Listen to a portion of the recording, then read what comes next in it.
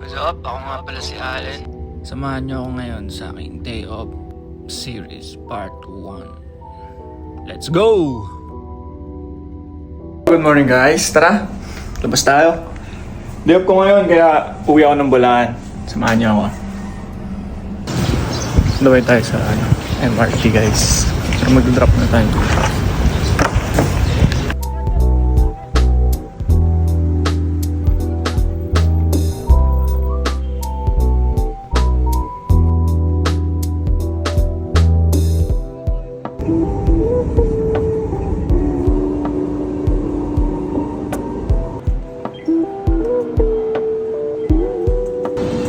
So, baba natin ang MRT guys. Punta na tayo sa ayan na Pilipinas, Bulacan.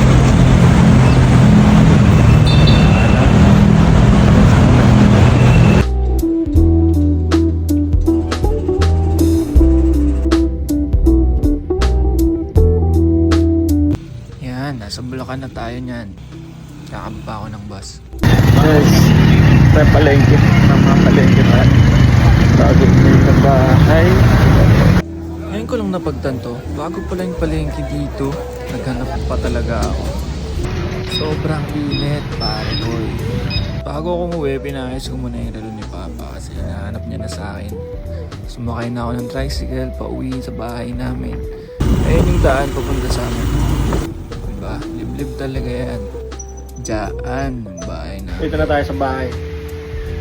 Nakatapos naman guys ng grocery at kumain. Ayan yung aso kong makulit. Ano naman yung aso kong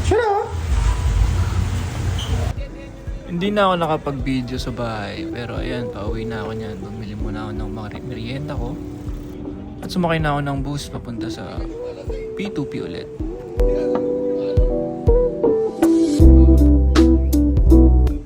Sobrang bilis lang ng biyahe. Sobrang bilis lang din ng araw. Natapos agad ang araw ng ganun-ganun na lang. Ngayon, pauwi na ako ulit. Pauwi na ako sa bahay para magpahinga at magtrabaho ulit kinabukasan.